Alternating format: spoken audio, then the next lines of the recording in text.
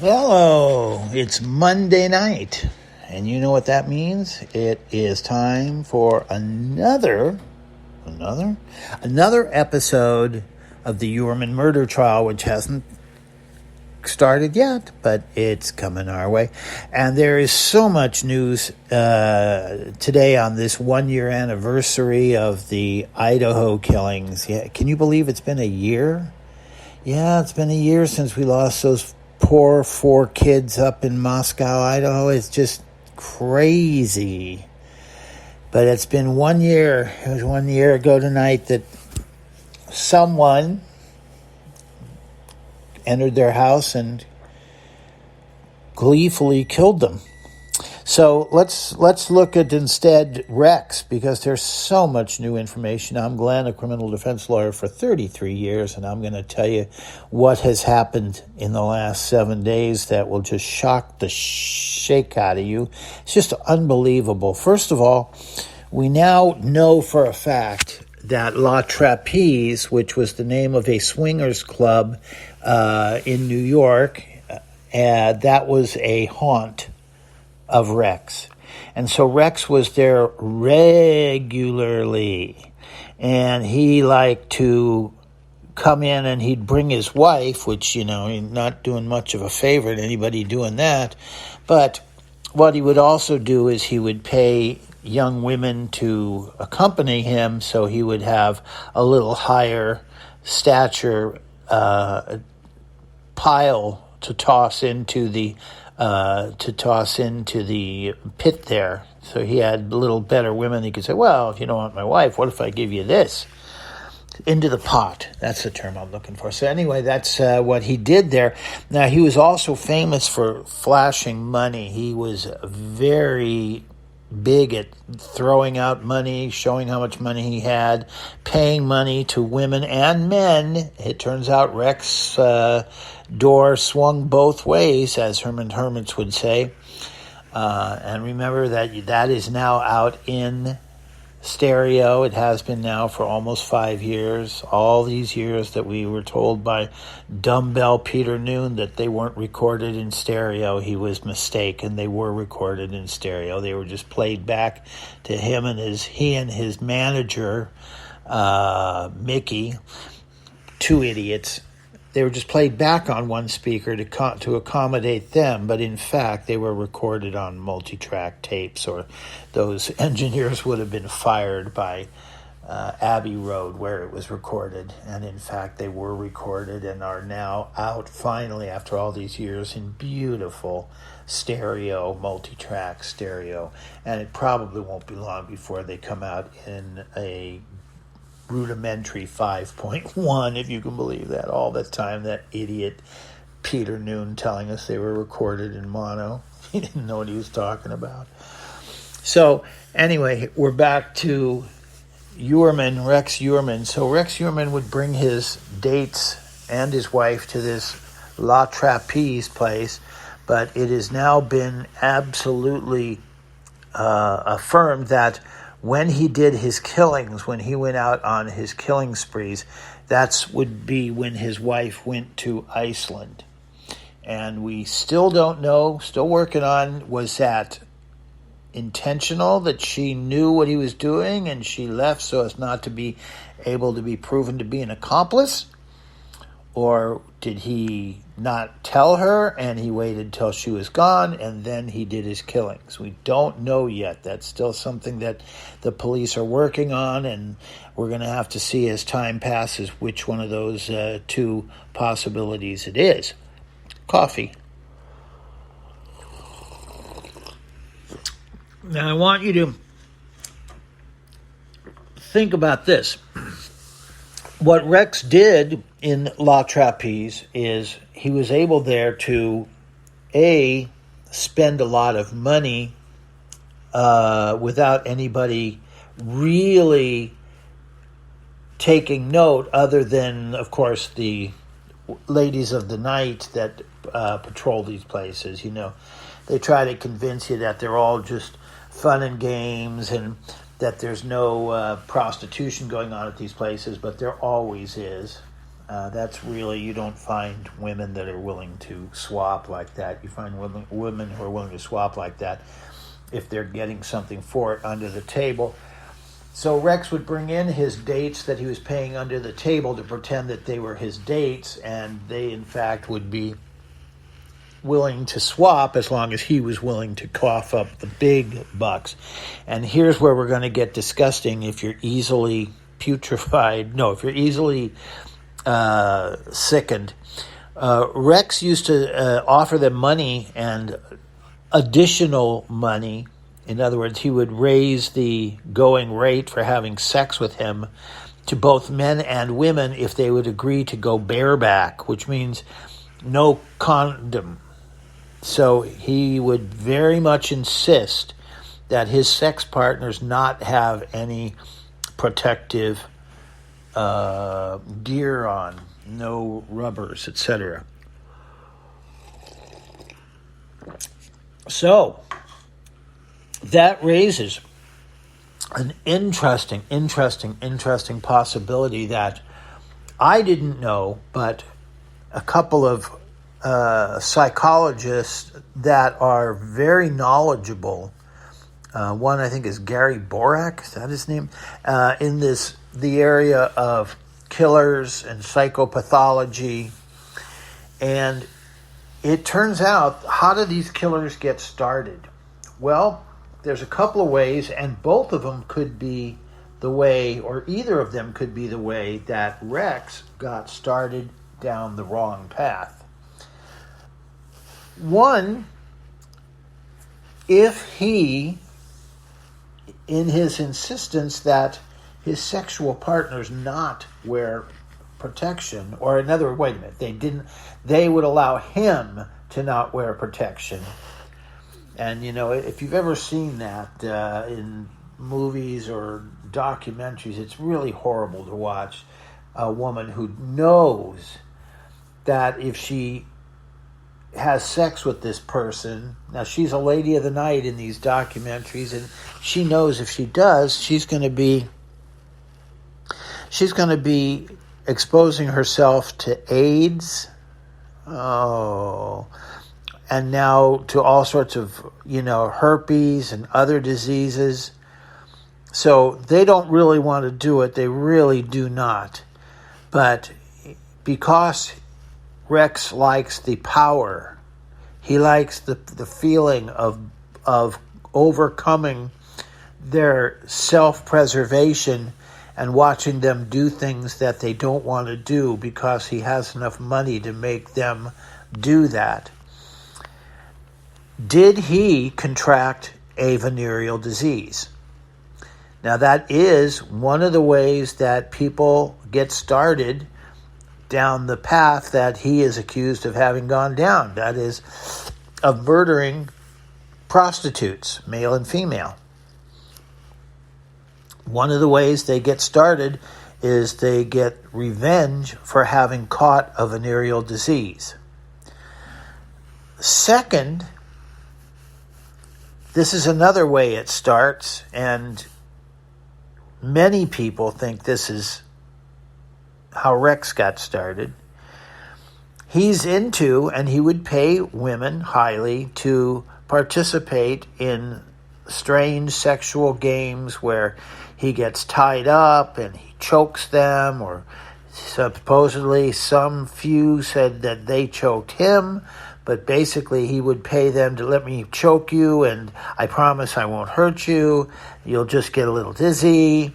And he would choke them till they're unconscious. And one of them died. We don't know which one, but this is how many of the creeps that do that get started. One of their sexual partners dies, and you won't like this. They find it tremendously sexually stimulating, and they can't believe how sexually stimulated and how good an orgasm they have watching the dead person that they've just killed. And from then on, all of their sexual activity, except usually with their wife, all of it outside of the marriage is just an attempt to recapture that feeling that they got when they killed the first one, and so they kill successive sexual partners. Now, it's important, this number keeps changing. We're now at 10 that we clearly blame on Rex Heurmann. 10 people after Shannon. Remember, Shannon's the first one that we know for a fact that he is connected to. Okay? Shannon Gilbert. That's the one that was running and screaming and going from door to door. And after that, when they found her, they have since found 10 more bodies. But here's where it gets weird. Last week, at the park near his house, they found an 11th body. Now, this was a young man, but they can tell he was a sex worker young man, and he's very close to Rex Heurmann's house. And those people that are into gambling say this would be Rex Heurmann's 11th victim.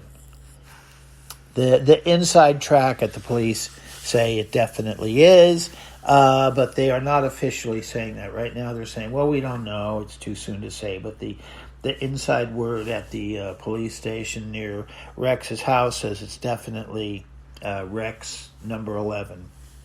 So that was shocking. Who thought of that? Right at the park near his house. Why would he do that? Because he ran out of time. He had somebody that he'd probably killed in his house or near his house, and he had to get rid of them before his wife came back from Iceland. And so he just took this person to the nearest place he could hide them, and he thought get away with it, which was the rugged, mountainous, not mountainous, but bushy, foresty park near his house. And that's where he buried this 11th male young man victim. Probably Asian. He looks Asian. So that throws everything up in the air, doesn't it? I mean, this Rex Heurmann case just does not stop yielding surprises. And that we're 1/10 of the way there. There's going to be another 90% just like this. So there's plenty more coming, but for this week, that would be enough. Remember last week we went over the taxi cab driver who had been called by Shannon Gilbert to rescue her from a hotel where he had tricked her.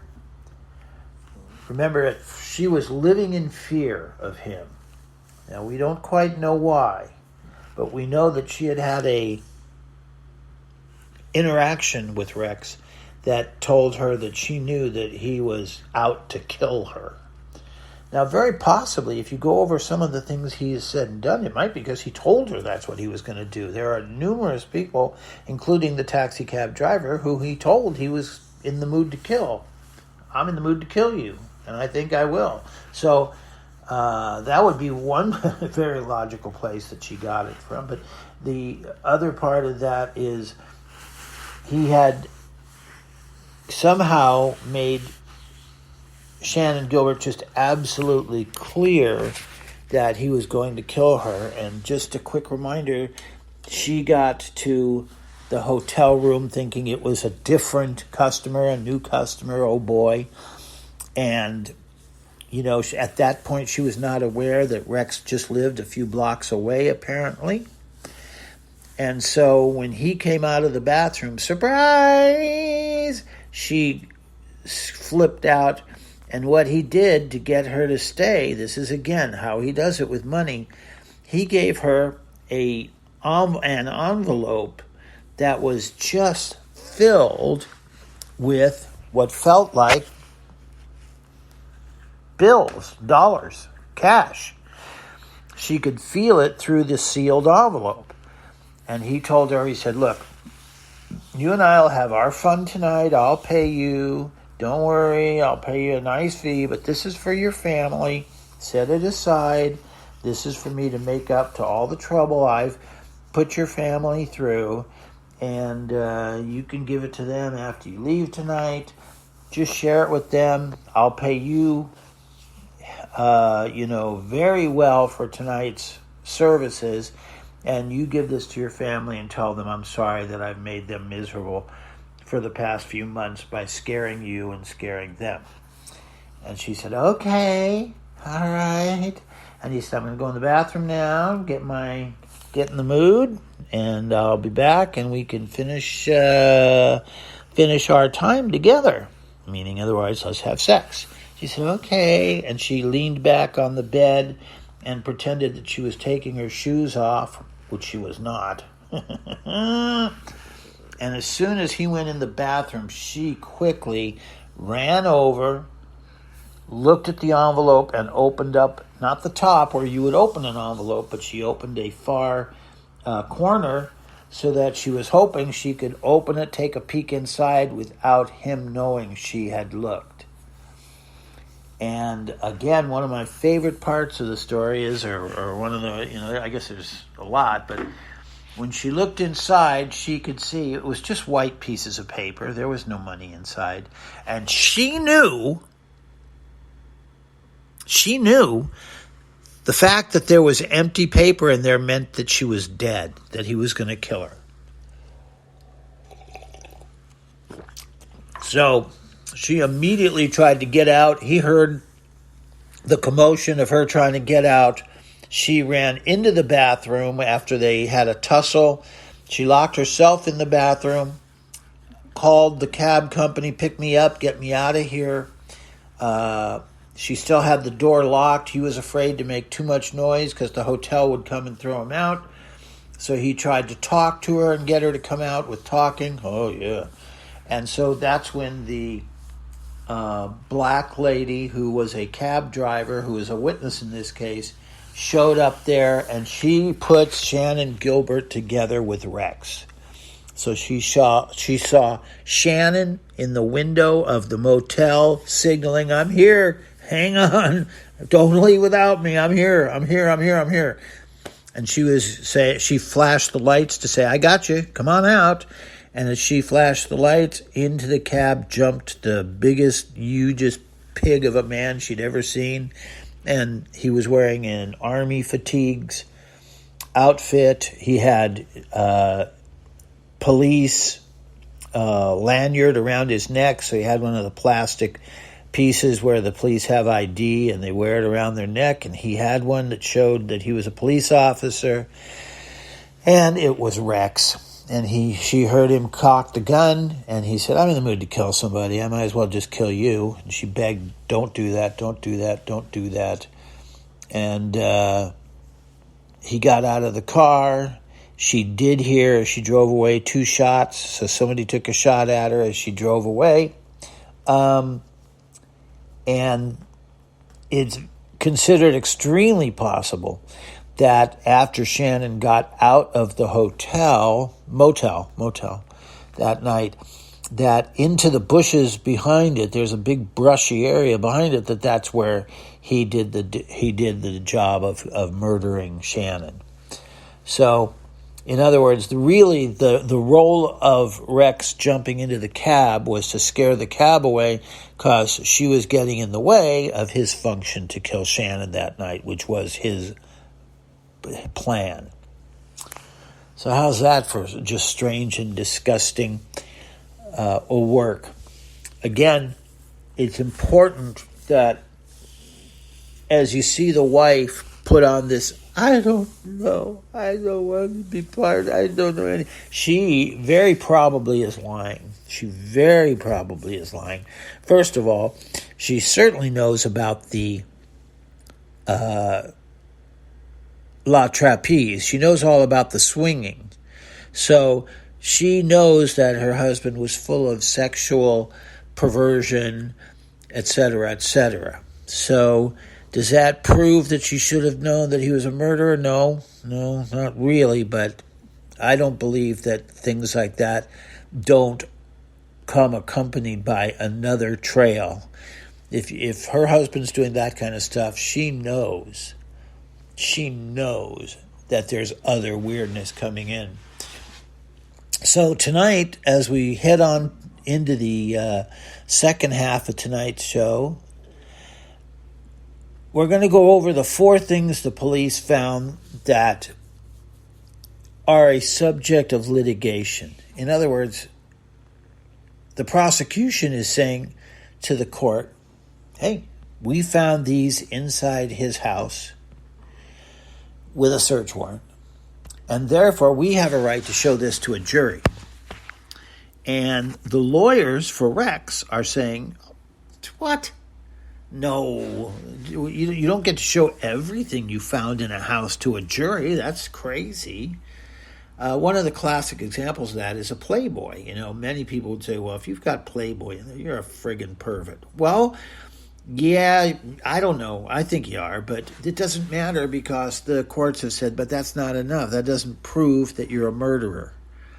The fact that you like to read dirty magazines and more people like to read them than you'd be willing to admit, that doesn't provide any sort of evidence that you are a criminal, and so that's not admissible. So let's take a look at some of the weird things they found. The first and I don't know if it's the creepiest.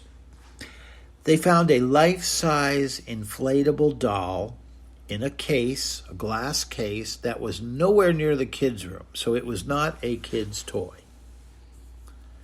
So it was for the adults. What did Rex Heurmann need a full-size blow-up female doll for?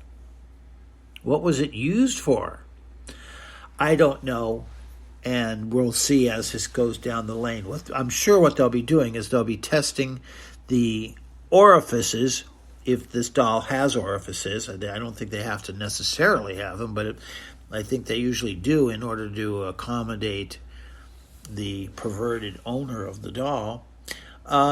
What they'll be doing is checking to see if there's his fluids in any of the holes. If his fluids are in the holes, it proves he's a pervert. And the question is, how do we get from, okay, so he's a pervert, that doesn't have anything to do, and actually it could unfairly imply that he's also a murderer. So we're going to have to see where that one goes, but that's really an interesting, both sides are prepared to litigate it to the teeth and say, no, the prosecution says, we're showing that to the jury, and Heurmann's attorneys say, no, you're not. That's totally irrelevant.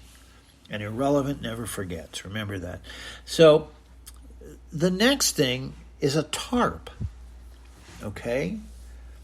What does a tarp prove? It's a canvas cloth that you throw over things to protect them from rain and the elements. Well, there was one of those downstairs in Rex's house. Well, what does that prove? Absolutely zero.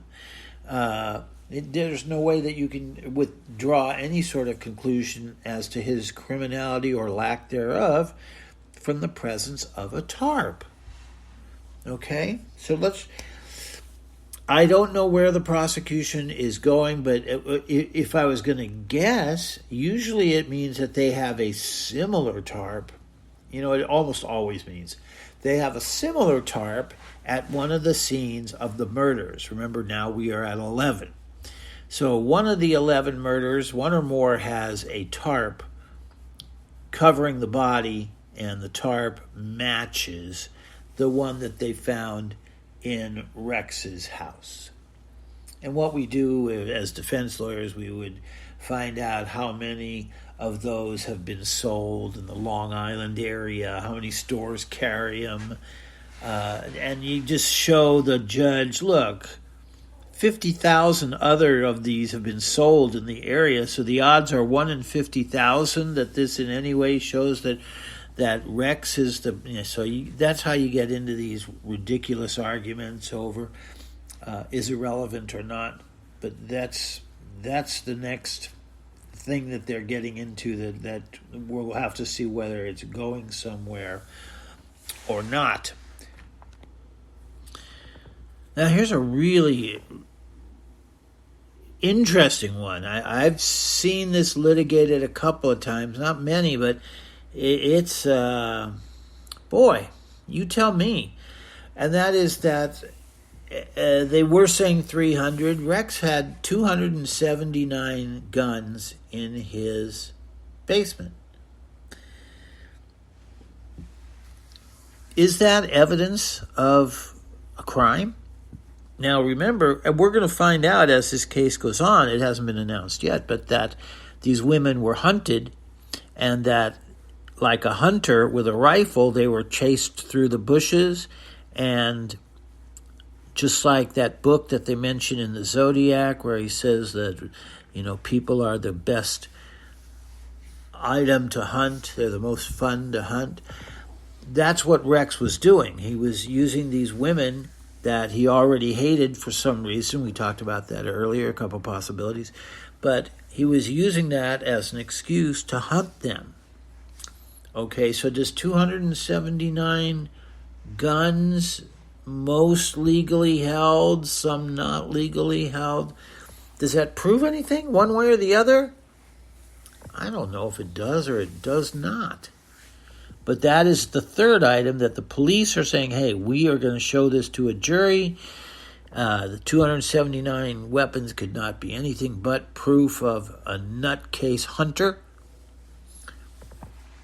They have not said this yet, but there's preserved animal heads on the wall of his living room. I would want those in.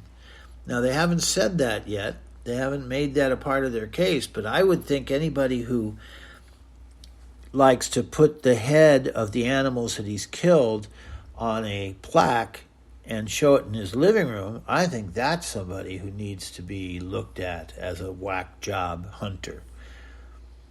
But we're going to see. And the last one is the craziest of all. They took his cat. So he had a cat, and the cat had one of those scratcher bars, which one of those ones that was more like a trapeze. It had ways to walk through it, and it could come down on the scratcher and wipe their claws on it, to sharpen their claws on it. So that was the fourth thing in there that the prosecution is saying, oh no, we need to tell the jury about that. That is relevant to whether he's the murderer or not. And the lawyers for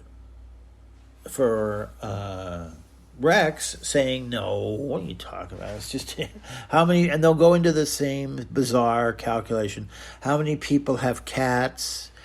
Of all the people that have cats in New York, how many of them have a scratching bar? How many have one of the deluxe ones where the cat can actually walk through a little mini house made of scratching materials, etc., etc.? And they're going to be fighting that out with the judge. That'll be one of the motions that's going to come before the court, and we'll get to see whether the judge allows the jury to hear that or not. So, isn't that bizarre? They want to fight over, and they actually took Rex's cat, which I don't know if it's still alive, but they took the cat, and they are going to, and they took the scratcher, the very, very deluxe, complicated little mini house that the cat lived in and sharpened his claws on. And that's what Rex is hoping they won't be able to show the jury. Isn't that crazy? So that's it for tonight. That's an awful lot of new information. I hope you gained something. If you did, if you got, please go down and give me a thumbs up down there where it says like. Give a thumbs up. Please make sure to subscribe so that you'll get a little note next Monday when there's a new episode, or if I make one during the week, which I only do if something tremendous jumps out. So subscribe, like, and hit the bell, because the bell says that it'll put a little one of those on your YouTube page as you watch your other YouTubes, whatever it is you watch, and that it will go off as I complete a new episode. So if I make a new episode next Monday, which you better believe I will, come hell or high water, that bell will go off saying, "Hey, there's a new episode ready." So I will see you. Thanks for listening, and until next week, I'll see you then.